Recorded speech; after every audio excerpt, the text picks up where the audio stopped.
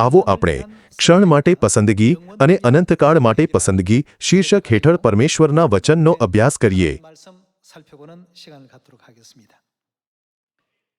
આ જગતમાં ઘણા લોકો ચિંતા કરતા જીવે છે. હું સારી રીતે જીવ્યો એમ કહેવા, મારે કેવી રીતે જીવવું? એટલા માટે કેટલાક લોકો ધન એકઠું કરવા વ્યવસાય કરે છે.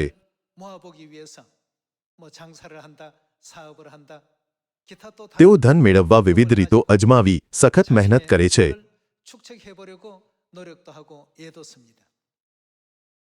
અન્ય લોકો આ જગતમાં માન શોધે છે.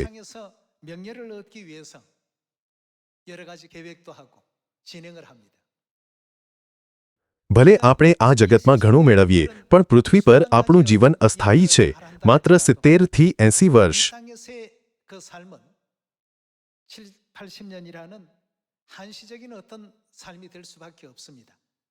આ જ નિષ્કર્ષ નીકળે છે. પરંતુ બાઇબલ આપણને શીખવે છે કે સ્વર્ગ અનંત છે.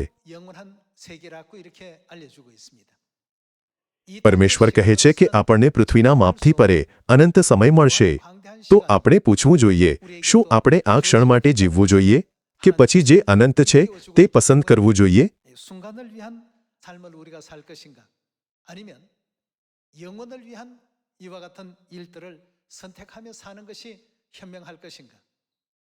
લગભગ 8 અબજ લોકો સમુદ્ર કિનારાની રેતીની જેમ દરેક પોતપોતાનું જીવન જીવે છે.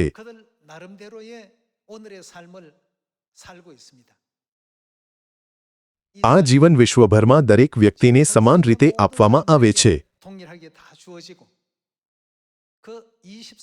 કોઈપણ દેશ કે પ્રદેશમાં પરમેશ્વર દરેકને 24 કલાક આપે છે.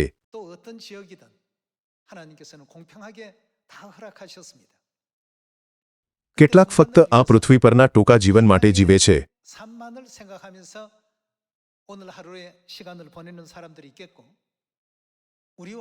પણ બીજા આપણી જેમ પરમેશ્વરના અનંત રાજ્યની તૈયારી કરે છે.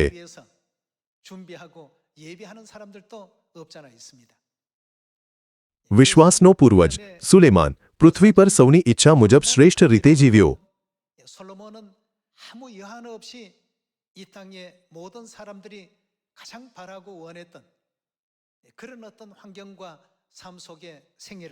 તે એક રાજા હતો.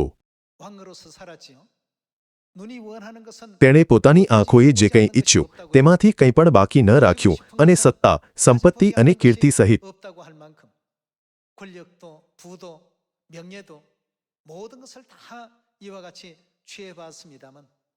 જે કંઈ જોઈતું હતું તે બધું મેળવ્યું હતું. પરંતુ અંતે તેણે કહ્યું, બધું વ્યર્થ છે. તેણે ત્યારે તે જોયું નહીં, પણ તેણે પાછળ ફરીને તેણે પૂછ્યું, મેં એવું કેમ કર્યું?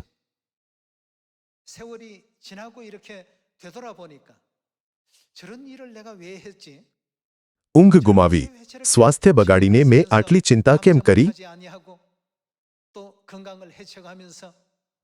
પાછળ ફરીને તેને શું મળ્યું? તેણે કહ્યું કે તે બધું અર્થહીન હતું. તેણે વ્યર્થ વસ્તુઓનો આંધળો પીછો કર્યો.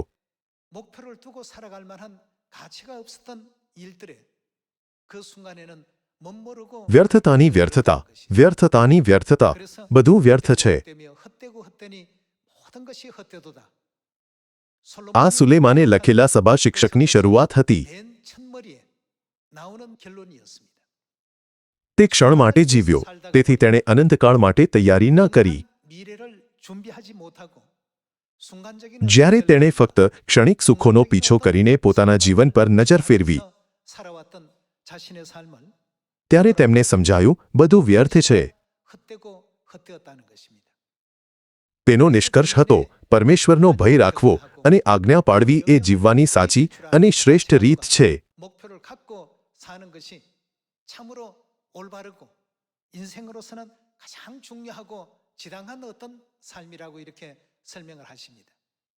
આ જોઈને આવો આપણે પૂછીએ, શું આપણે ક્ષણ માટે જીવીશું કે અનંતકાળ માટે?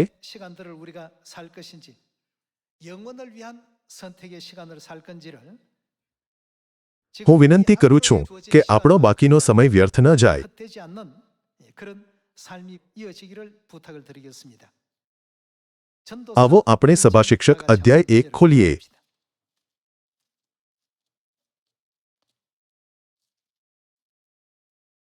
સભા શિક્ષક અધ્યાય 1 વચન 1.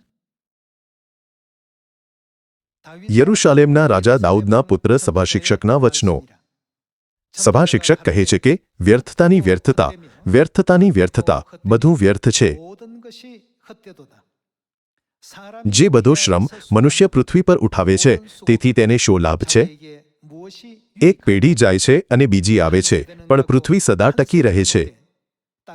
સૂર્ય ઉગે છે અને તે અસ્ત થઈને સત્વર તેની ઉગવાની જગાએ ધસી જાય છે. પવન દક્ષિણ તરફ જાય છે અને પાછો ફરીને ઉત્તરમાં આવે છે. તે પોતાની ગતિમાં આમથી તેમ નિરંતર ફર્યા કરે છે અને તે પોતાના માર્ગમાં પાછો આવે છે. સર્વ નદીઓ વહીને સમુદ્રમાં પડે છે, તો પણ સમુદ્ર ભરાઈ જતો નથી. જે જગાએ નદીઓ જાય છે ત્યાંથી તેઓ પાછી આવે છે. સર્વ વસ્તુઓ પૂરો કંટાળો આપનારી છે. મનુષ્ય તેનું વર્ણન કરવાને અશક્ત છે. જોવાથી આંખ તૃપ્ત થતી નથી અને સાંભળવાથી કાન ધરાતા નથી. જે થઈ ગયું છે તે જ થવાનું છે, અને જે કરવામાં આવ્યું છે તે જ કરવામાં આવશે, અને પૃથ્વી પર કંઈ જ નવું નથી. શું એવું કંઈ છે કે જે વિશે લોકો કહી શકે, જુઓ, આ નવું છે? તો પણ જાણવું કે આપણી અગાઉના જમાનાઓમાં તે થઈ ગયું હતું. આગલી પેઢીઓનું સ્મરણ નથી, તેમજ હવે પછી થનાર પેઢીઓનું પણ કંઈ પણ સ્મરણ હવે પછી થનાર લોકોમાં રહેશે નહીં. ત્યાંથી તે વિગતવાર સમજાવે છે. તેણે પવનને પકડવા જેવી વ્યર્થ બાબતો ગણાવી, ધન, સન્માન અને મહત્વાકાંક્ષાની લાલસા.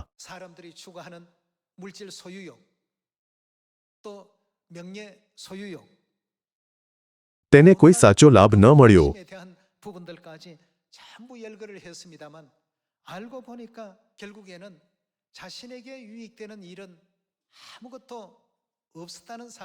સુલેમાન એકલો જ નહોતો.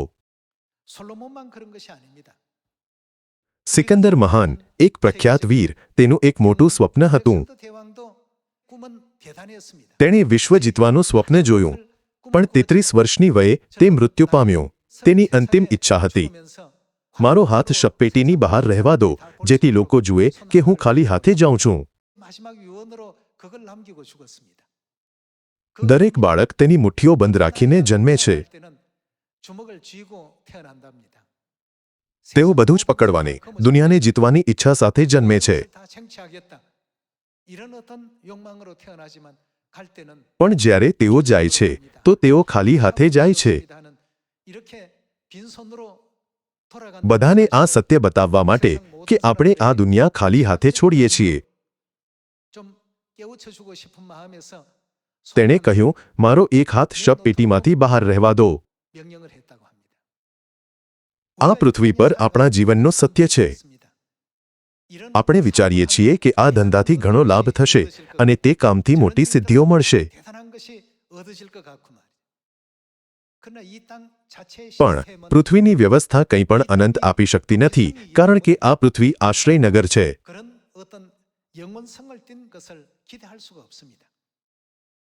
પૃથ્વી એક અસ્થાયી જગ્યા છે. એટલે ઘણા તત્વજ્ઞાનીઓ, જ્ઞાનીઓ અને બાઇબલ એવું જ કહે છે.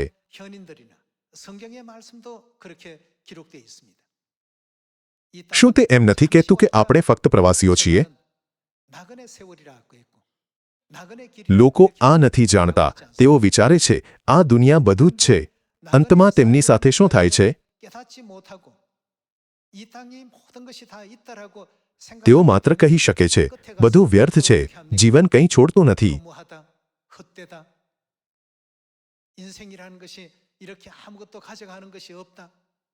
તેઓ પૃથ્વીનું સાચું સ્વરૂપ નથી જાણતા.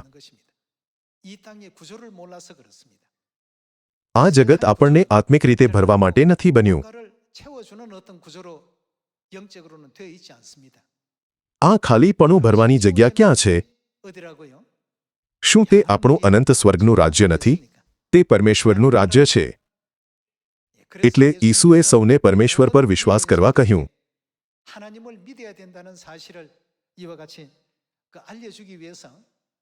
તે દેહધારી થઈ પૃથ્વી પર આવ્યા અને આપણા પાપો માટે વધસ્તંભ પર જડાયા. 십자가에 못 박히시는 이런 일도 서슴지 않으셨다는 사실을 બાઇબલ આપણને આ કહે છે. 다 할 수 있는 일입니다. આથી આજના સૌથી જ્ઞાની લોકો એ છે જેઓ પરમેશ્વરમાં માને છે અને તેમનું કાર્ય કરે છે. 하나님의 일을 하는 사람들이라고 말할 수 있겠습니다. ભલે સુલેમાન જ્ઞાનનો રાજા હતો, પણ તેના જીવનનો અંત એક જ જવાબ સાથે થયો. 모든 마지막 삶의 그 답은 딱 한 가지였습니다. સભા શિક્ષક અધ્યાય 1 થી અધ્યાય 10 અને 11 સુધી તે લખે છે કે આપણું જીવન અર્થહીન વસ્તુઓથી ભરેલું છે, જે પવનનો પીછો કરવા જેવું છે. 같은 일들로 우리 인생의 삶이 전부 채워지더라 하는 것으로 기록되어 있고요. આવો આપણે અધ્યાય 12 પર જઈએ. સભા શિક્ષક અધ્યાય 12 વચન 7. 보시면 અને જેવી અગાઉ ધૂળ હતી તેવી જ પાછી ધૂળ થઈ જશે, અને ઈશ્વરે જે આત્મા આપ્યો તે તેની પાસે પાછો જશે. માણસ મરે છે ત્યારે શરીર ધૂળમાં ભળી જાય છે અને આત્મા પરમેશ્વર પાસે પાછો ફરે છે. 우리 속에 허락하신 그 영혼 즉 신은 하나님께로 다 돌아가야 된다고 했습니다. તો આપણી આત્મા આપણા જીવનનો સાર છે, ખરું ને? 우리 속에 있는 영혼 아니겠습니까? આત્મા અત્યારે શરીરમાં રહે છે, 입고 있는 상태입니다. પણ જ્યારે આપણે મરીએ છીએ તો આત્મા અને શરીર અલગ થઈ જાય છે. શરીર ધૂળમાં ફરી જાય છે. 흙으로 돌아가게 되고 또 우리 આપણો 속에 આત્મા 있는 પરમેશ્વરના અનંત રાજ્યમાં જાય છે. 하나님의 그 나라로 돌아가게 되는데 거기에서 세상이 말하는 પછી આ નક્કી કરવામાં આવે છે, શું આપણે સ્વર્ગમાં જઈશું કે સદાના માટે નરકમાં શિક્ષા ભોગવીશું? 지옥에서 세세토록 બાઇબલ કહે છે કે આપણું ભવિષ્ય ત્યારે નક્કી કરવામાં આવે છે. 된다고 성경은 알려주고 있습니다. આ સભા શિક્ષકમાંથી સુલેમાનનો નિષ્કર્ષ છે. 8절의 말씀 봅니다. આવો આપણે વચન 8 જોઈએ. 뭐라고 했죠? તે શું કહે છે? સભા શિક્ષક કહે છે કે વ્યર્થતાની વ્યર્થતા, બધું વ્યર્થ છે. 지금 이 내용을 보니까 હવે આ વાંચીને તમને બાઇબલ ખૂબ ઉદાસ અને નિરાશાજનક લાગશે, પરંતુ એવું નથી. 내용으로서 구성이 된 책처럼 느끼실지도 모르겠는데요. 결단코 아닙니다. બાઇબલ આપણને પૃથ્વી પર વિશ્વાસપૂર્વક જીવવાનું 하나님 અને 나라에서 પરમેશ્વરના રાજ્યમાં તેમનો આશીષ પ્રાપ્ત કરવાનું પસંદ કરવાનું શીખવે છે. 해야 된다는 것입니다. 자, 그럼 આવો આપણે વચન 13માં સુલેમાનના નિષ્કર્ષ જોઈએ. 한번 넘어가 보도록 하겠습니다. આવો આપણે વચન 13 જોઈએ. 보시면 이 일의 વાતનું પરિણામ આપણે સાંભળીએ તે આ છે, ઈશ્વરનું ભય રાખ અને તેમની આજ્ઞાઓ પાળ. દરેક મનુષ્યની સંપૂર્ણ ફરજ એ છે. 본분이라고 했습니다. 하나님을 경외하고 તેણે નિષ્કર્ષ પર કહ્યું કે પૃથ્વી પર જીવવાની સૌથી બુદ્ધિશાળી રીત 지키는 것. પરમેશ્વરનો ભય રાખવો અને તેમની આજ્ઞાઓનું પાલન કરવું છે. 가장 현명한 삶이라고 이와 같이 결론 내렸습니다. અંતમાં બીજી વસ્તુઓનું શું થાય છે, જેમ કે જ્ઞાન, ખ્યાતિ, ધન કે સ્નેહની ઈચ્છા? 이성을 탐하는 것, 온갖 어떤 그 내용들은 결국 끝에 가보니까 다 어떻더라고요? રાજા સુલેમાને કહ્યું, તો મને માલુમ પડ્યું કે એ પણ પવનમાં બાચકા ભરવા જેવું છે. સરળ શબ્દોમાં કહીએ તો કંઈ બાકી રહેતું નથી અને કંઈ પ્રાપ્ત થતું નથી. 이건 આ ફક્ત સુલેમાન માટે જ સાચું નથી, પરંતુ દુનિયાની મહાન હસ્તીઓ માટે પણ સાચું છે, જેઓ બધા જ સમાન વાર્તાઓ કહે છે. 같이 하고 있습니다. 그 위인들은 શું આ માત્ર મહાન લોકો માટે જ સાચું છે? 보통 평범하게 살아노라고 하는 사람들 સામાન્ય લોકો માટે પણ એવું જ છે. 왕년에 젊었을 때에는 참 이만큼 대단한 સામાન્ય લોકો પણ કહે છે, જ્યારે હું નાનો હતો તો હું અદ્ભુત હતો, પરંતુ જેમ જેમ હું વૃદ્ધ થયો, મિત્રો, પાડોશીઓ અને બીજા બધા જતા રહ્યા અથવા ગુજરી ગયા. 사라지더라. 내가 뭘 위해서 મને નથી ખબર કે મેં આ જીવન કેમ જીવ્યું. 그렇게 얘기하는 મોટા ભાગના લોકો આ કહે છે. 거의 대다수라고 봐도 과언이 아닙니다. 그래서 શું આ કારણે પરમેશ્વરે આપણને જીવવાનો સૌથી બુદ્ધિશાળી માર્ગ બતાવવા બાઇબલ નથી આપી? 현명한가를 일깨워 주기 위해서 하나님께서 이 성경 말씀을 주셨던 것 아니겠습니까? 그래서 સભા શિક્ષકના પુસ્તક અધ્યાય 12માં સુલેમાને કહ્યું, વાતનું પરિણામ આપણે સાંભળીએ તે આ છે, ઈશ્વરનું ભય રાખ અને તેમની આજ્ઞાઓ પાળ. તેણે કહ્યું કે આપણા જીવન જીવવાનો આ સૌથી ન્યાયી માર્ગ છે. તેણે બધું અજમાવ્યું. તે રાજા હતો. તેને ઘણી પત્નીઓ અને ઉપપત્નીઓ હતી. પણ તે બધું વ્યર્થ હતું. 하지만 그것도 다 헛된 일이었고 솔로몬의 재산이 엄청났죠. સુલેમાન ખૂબ ધનવાન હતો. 것들도 다 પણ તેની મહાન સંપત્તિ, જ્ઞાન અને સન્માન બધું જ વ્યર્થ હતું. 다 의미가 없더라는 것입니다. 생명이 이제 જીવનનો અંત આવતા તેણે જોયું કે તેની કમાણી તેને બચાવી શકી નહીં. 그래서 모아두었던 것이 자기의 생명 하나 건져낼 수 있는 그런 도구도 되지 못했더라는 것이죠. બધા લોકો આપણે આપણું જીવન સુધારવું જોઈએ અને આજની બાઇબલની શિક્ષાને અવગણવી ન જોઈએ. 틀게 듣지 마시고 우리 삶의 어떤 그 방향을 바르게 정리해 가야 될 필요가 있겠습니다. આપણે પરમેશ્વરનું કાર્ય ખંતથી કરવું જોઈએ. 우리가 힘써 해야 되겠습니다. આપણે ખંતથી પ્રાર્થના કરવી જોઈએ અને વચનનો અભ્યાસ કરવો જોઈએ. 열심히 세상을 또 깨우쳐서 આપણે સંસારને જગાડવા, સર્વને પશ્ચાતાપ તરફ દોરવા 천국으로 다 인도해 갈 수 있는 이런 일에 અને સ્વર્ગમાં માર્ગદર્શન કરવા પૂરા હૃદય, મન અને શક્તિથી સમર્પિત થવું જોઈએ. 그래서 તેથી પરમેશ્વર આપણને એક પિતરમાં તેમના રાજ્યનું કાર્ય બતાવે છે. 베드로전서에서는 이렇게 알려주고 있습니다. આવો આપણે એક પિતર અધ્યાય 1 વચન 7 વાંચીએ.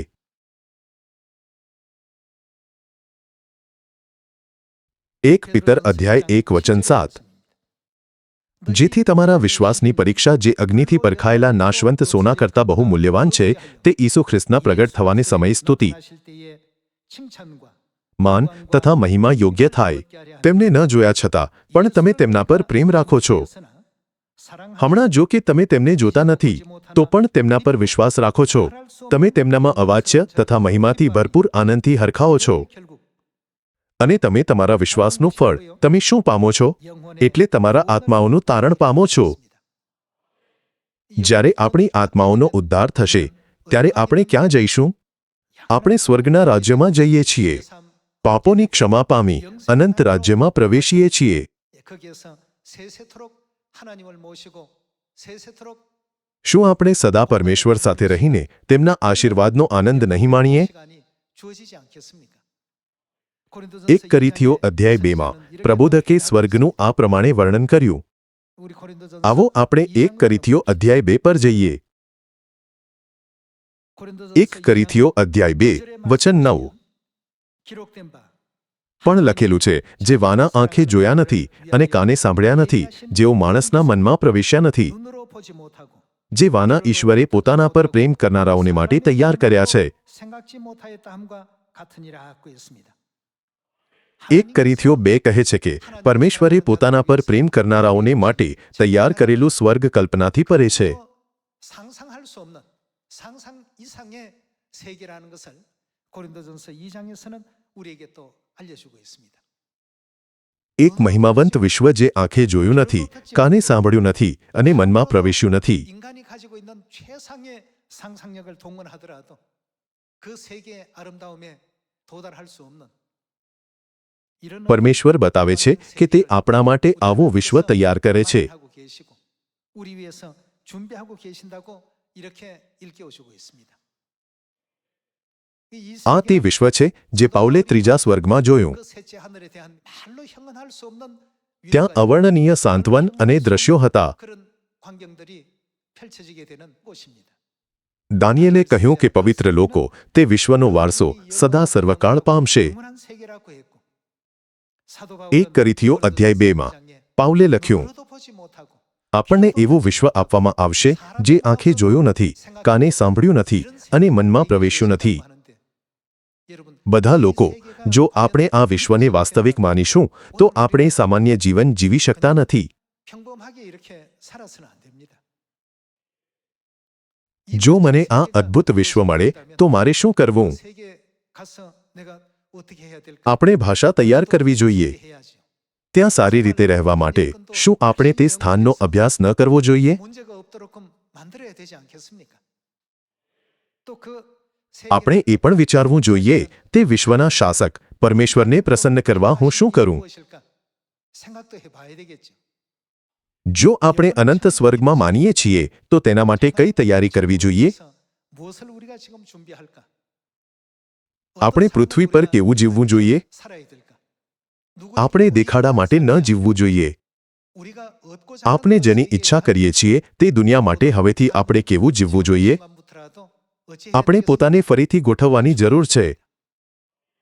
શું તેથી જ પરમેશ્વરની શિક્ષાઓ નવા કરારમાં વ્યવસ્થિત નથી? આપણે સાબાથ દિવસ અને વાર્ષિક પર્વ પાડીએ છીએ. તે ઉપરાંત પરમેશ્વરના વચન લોકોને સિયોનમાં સારા કાર્યો કરવા, સંસારનું મીઠું અને પ્રકાશ બનવા કહે છે. 그걸 통해서 세상에 빛이 되고 소금이 되라고 하신 이 모든 말씀들 이런 것 하나하나 આ બધું સ્વર્ગના રાજ્યમાં પ્રવેશ કરવાની તૈયારી છે. 나아가기 위한 하나의 준비라고 보셔야 되겠습니다. આ કરવું કે ન કરવું એ આપણી મરજીની વાત નથી. 이런 어떤 내용이 આપણે સૌએ આ વફાદારીથી કરવું જ જોઈએ. 해야 될 일이다. આપણે સ્વર્ગના રાજ્યમાં વિશ્વાસ કરીએ છીએ. 천국을 믿습니다. જેમ 1 કોરિન્થીઓ અધ્યાય 2 કહે છે, આપણે માનીએ છીએ કે એવી દુનિયા આપણી થશે જે આંખે જોઈ નથી, કાને સાંભળી નથી અને મનમાં પ્રવેશી નથી. આપણે પરમેશ્વરના વચન પર વિશ્વાસ કરીએ છીએ. 주어질 것이라는 것 굳게 믿고 있고 하나님의 약속을 믿습니다. ત્યારે આપણે તે દુનિયા માટે કેવી રીતે જીવવું જોઈએ તેના વિશે વિચારવું જોઈએ. 한번 પ્રવાસીનું જીવન કેવું હોય છે? વસાહતીનું જીવન પ્રવાસીના જીવનથી અલગ હોય છે. 정착민의 삶과 나그네의 삶은 다를 수 있습니다. વસાહતી ઘરનું વોલપેપર ખરાબ કે ડાઘવાળું હોય તો ફરિયાદ કરી શકે છે. 아니면 더럽게 때가 탔거나 이렇게 되면 불평할 수 있습니다. તેઓ ફરિયાદ કરી શકે છે અને તેને સુધારવા માટે પ્રયત્ન કરી શકે છે. પણ પ્રવાસીઓ વિશે શું? 조치를 취할 수 있겠지만 나그네는 어떻습니까? પ્રવાસીઓએ ફરિયાદ કરવાની જરૂર નથી. તેઓ બીજી સવારે નીકળી જવાના છે. એટલે પરમેશ્વરે પૃથ્વી પરના આપણા જીવનને પ્રવાસીનું જીવન કહ્યું. આપણું જીવન આવું છે. શું આપણા જીવનને પ્રવાસીની યાત્રા નથી કહેવામાં આવતું? કેટલીકવાર આપણે સ્વચ્છ વોલપેપરવાળા ઘરમાં અથવા થોડા ગંદા ઘરમાં રહી શકીએ છીએ. જો રૂમ થોડો ગંદો હોય તો પ્રવાસીને ફરિયાદ કરવાની જરૂર નથી. 좀 깨끗이 못하다고 해서 불평할 필요 없습니다. તેણે બીજી સવારે જવાનું છે. 떠나야 될 사람이니까. 그래서 એટલે પરમેશ્વર જે આપે તેમાં આપણે સંતોષી અને આભારી રહેવું જોઈએ. 자족할 줄 알고 만족할 줄 알고 또 શું આપણું ગંતવ્ય સ્વર્ગનું રાજ્ય નથી? 곳이 천국 아닙니까? સ્વર્ગમાં બધું જ આપણી આશા કે ઈચ્છા કરતાં વધુ છે. 원하는 것 이상이고 સ્વર્ગ આપણી કલ્પનાથી બહાર છે. 세계가 천국 세계입니다. આવા જગતમાં વિશ્વાસ કરનારાઓએ સ્વર્ગની આશા ન ગુમાવવી જોઈએ. તેમણે ક્ષણિક સાંસારિક વસ્તુઓને ન વળગી રહેવું જોઈએ. 잠시 잠깐 있을 이 땅의 것만 연연해서 땅의 것 때문에 괴로워하고 આપણે સાંસારિક વસ્તુઓને આપણને બાંધીને દુઃખ દેવા ન દેવું જોઈએ. 생각합니다.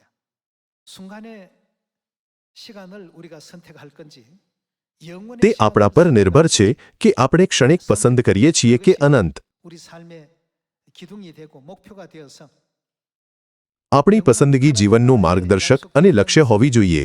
આપણે સ્વર્ગના ઇનામ માટે પરમેશ્વરના અનંત રાજ્યની ઝંખના કરતા સારું જીવન જીવવું જોઈએ. 위해서 또 오늘의 시간을 은혜롭게 또 살아갈 수 있는 우리가 되어야 되겠습니다. આવો આપણે પ્રકટીકરણ અધ્યાય 21 વચન 1 વાંચીએ.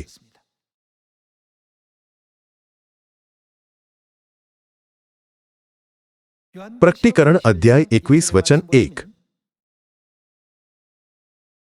પછી મેં નવું આકાશ તથા નવી પૃથ્વી જોયા, કેમ કે પહેલું આકાશ તથા પહેલી પૃથ્વી જતા રહેલા છે અને સમુદ્ર હવે છે જ નહીં. 새 하늘과 새 땅 નવું આકાશ અને નવી પૃથ્વી એટલે પરમેશ્વરે આપણા માટે તૈયાર કરેલ મહિમામય સ્વર્ગ. 의미하고 있는 것이죠. 거기에서 આવો આપણે ત્યાં થનારી કેટલીક બાબતો જોવા વચન 4 વાંચીએ. 그래서 한번 살펴보도록 합시다. આવો આપણે વચન 4 વાંચીએ. 모든 눈물을 તે તેઓની આંખોમાંનું દરેક આંસુ લૂછી નાખશે. ફરીથી શું થશે નહીં? મરણ ફરીથી થનાર નથી. 사망이 없고라고 했습니다. મરણ પાપથી આવતું હોવાથી, તેથી તેનો અર્થ છે કે પાપ પોતે જ નાશ પામ્યો છે. 없어지게 되는 것입니다. બીજા શબ્દોમાં મરણ ફરીથી થનાર નથી નો અર્થ અનંત જીવન છે. 생명이 존재하는 곳이라는 뜻 아니겠습니까? 다시는 મરણ 사망의 ફરીથી થનાર નથી 대통한 તેમજ શોક કે રુદન કે દુઃખ ફરીથી થનાર નથી. 모든 것이 પ્રથમની વાતો જતી રહેલી છે. 아니하리니 처음 것들이 다 지나가서 밀려라. 보좌에 રાજ્યાસન પર જે બેઠેલા છે તેમણે કહ્યું, જુઓ, હું બધું નવું બનાવું છું. વળી તે કહે છે, તું લખ, કેમ કે આ વાતો વિશ્વાસયોગ્ય તથા સત્ય છે. 하시고라고 했습니다. 이제껏 우리가 આ તે જીવન નથી જે આપણે ભૌતિક દુનિયામાં જાણ્યું છે. 세계에서 겪었던 이런 어떤 생활 환경이 아닙니다. પરમેશ્વર કહે છે, તે સ્વર્ગ તૈયાર કરે છે જ્યાં બધું નવું છે અને આપણી રાહ જુએ છે. 기다리고 계신다고 하시니까 말이에요. આપણું ક્ષણિક સાંસારિક જીવન અનંત જીવનથી લાંબુ નથી. 이 나그네 삶이 우리 영원한 삶을 앞지를 수는 없습니다. ઉદાહરણ તરીકે, જો તમે કોરિયાને બદલે હંમેશા માટે અમેરિકામાં રહી શકો તો તમારો રસ ક્યાં હશે, અમેરિકામાં કે કોરિયામાં? 장착할 미국에 대해서 관심이 더 많습니까? 이 한국에서 그 생활에 대한 관심이 더 많습니까? 여기는 કલ્પના કરો કે તમે આજે અહીં રહો છો પણ કાલે તમારે અમેરિકામાં રહેવું પડશે. 살 수밖에 없는 조건이 주어지게 된다면 미국 તમે તેમની ભાષા, નિયમો અને લોકોને શું ગમે છે તે શીખશો. 미국 사람들이 뭘 좋아하는지 싫어하는지도 알아야 되겠고. તમે વિચારશો, હું આ રીતે જીવ્યો પણ ભળી જવા માટે મારામાં જે કમી છે તે શોધીને તે પૂરી કરવાનો પ્રયત્ન કરવો જોઈએ. 그걸 또 채우려고 노력해야 되지 않겠습니까? આ પૃથ્વી આપણા માટે એવી જ છે. સ્વર્ગ અનંત જીવન માટે છે. પૃથ્વી પર 30 થી 40 વર્ષ એક પલકારામાં વીતે છે. 꿈뻑하면 30년 40년이 휙휙 지나가는 장소가 이 지구촌입니다. જો એવું છે તો ભલે આપણે પૃથ્વી પર રહીએ, શું આપણું સાચું ઘર, આપણું આત્મિક ઘર સ્વર્ગ નથી? 영의 고향 천국 아니겠습니까? 그 શું હું સ્વર્ગ માટે પરમેશ્વરને ગમતું જીવન જીવ્યો છું? 또 보람되게 하나님께서 보시기에 합당하게 살았는가? 또 શું હું સાચી રીતે જીવ્યો છું? શું મેં પરમેશ્વરને મહિમા આપ્યો છે? 돌리며 살았는가? આવો આપણે એકવાર ફરી વિચારીએ, મારી પસંદગી આ ક્ષણ માટે છે કે અનંતકાળ માટે? 순간을 위한 선택을 하면서 살고 있는가? 영원을 위한 그 시간을 선택하면서 살고 있는가? 좀 진지하게 આવો આપણે પરમેશ્વરને ગમતા ખ્રિસ્તી બનવા ઈમાનદારીથી ચિંતન કરીએ. 하나님께서도 기뻐하실 수 있는 그리스도인다운 그런 어떤 면모를 다 갖추는 저와 여러분들이 꼭 되시고 હું તમને આ અંધકારમય દુનિયામાં આશા લાવવા અને બીજાઓને સ્વર્ગની આશા આપવા વિનંતી કરું છું. 소망을 또 안겨줄 수 있는 여러분들이 꼭 되시기를 부탁드리겠습니다. આપણા પહેલા ઘણાએ એ જ વાત કહી છે, પણ અનુભવહીન હોવાથી આજે લોકો કહે છે, મારું જીવન અલગ હોવું જોઈએ. 못했기 때문에 경험이 없다고 해서 우리의 삶 속에는 다른 무엇인가가 있을 것이다. સમગ્ર ઇતિહાસમાં ઘણા તત્વચિંતકો, વૈજ્ઞાનિકો, નાયકો અને રાજવીઓ હતા. 수많은 왕족들 역사적으로 얼마나 많습니까? 그 많은 내용들을 다 તેમની બધી વાતો સુલેમાન સાથે સમર્થ થાય છે. 이 내용에 전부 똑같은 내용으로 연결되어 있습니다. શું તમે તાજેતરના મહાન નાયક નેપોલિયનને જાણો છો? 건세사에 있어서 굉장한 영웅 아니었습니까? તેને સેન્ટ હેલેના ટાપુ પર મોકલવામાં આવ્યો. મળતા પહેલા તેણે કહ્યું, 거기서 죽기 전에 남긴 말 한마디가 있었습니다. ઈસુ નિષ્ફળ ગયા હોય એવું લાગતું હતું, પણ હવે તે જગત પર રાજ કરે છે. 세계를 정복하고 있고 હું સફળ થયો હોય એવું લાગતું હતું, પણ હું આ નાના ટાપુ પર એકલો જ મરી રહ્યો છું. 외딴 섬에서 이름 없이 설설이 이렇게 죽어가고 તેનો અર્થ હતો, ઈસુ નિષ્ફળ ગયા હોય તેવું લાગતું હતું, પણ સફળ થયા. 성공했고 હું સફળ થયો હોય તેવું લાગતું હતું, પણ નિષ્ફળ ગયો. 그렇게 했더란 말이에요. 그 જેમ જેમ આપણે તેના પર વિચાર કરીએ છીએ, 정리해 볼 때 હું તમને અને હું ખ્રિસ્તના સફળ જીવનને અનુગ્રહપૂર્વક અનુસરવા કહું છું. 따라갈 줄 아는 그런 은혜로운 여러분과 제가 꼭 되기를 다시 한번 부탁을 드리겠습니다. આજે જ્યારે તમે ઘરે જાઓ તો પોતાને પૂછો, શું હું ખરેખર સાચા માર્ગ પર છું? 옳은 어떤 그 길로 제대로 가고 있는가? ભલે હું ચર્ચમાં જાઉં છું, શું મારા વિચારો હજી પણ સંસારમાં છે? 세상에 지금 빠져 있지는 않는가? શું હું પરમેશ્વર ઈચ્છે તેવા ગુણોનો અભાવ ધરાવતા ખૂબ સાંસારિક છું? 면모를 갖추고 있지는 못한가.